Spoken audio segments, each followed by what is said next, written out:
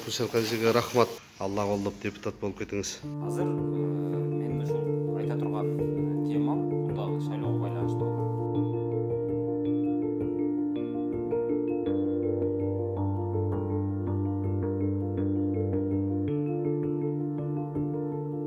Кудайым буйрса бүгүн алып атабыз.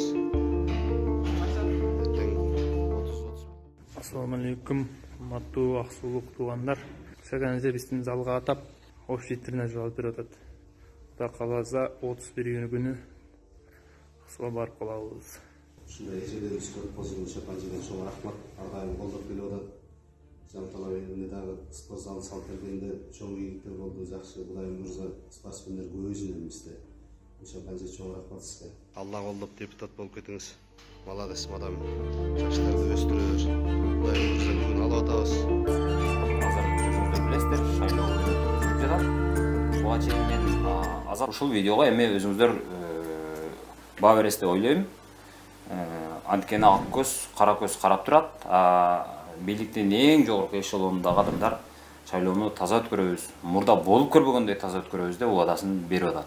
Демек, ал убадалар канчалык өткөрүлөрү турмушка ашары мына ушул жөнөкөй конкреттүү мисалдарга болгон мамиледен билинет. Жигиттерге да рахмат. Ушарга сизге чоң рахмат. Ушу Аксу элинин мүшелерибиз.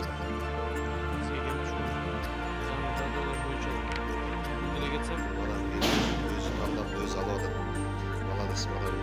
Жаштарды өстүрөбүз.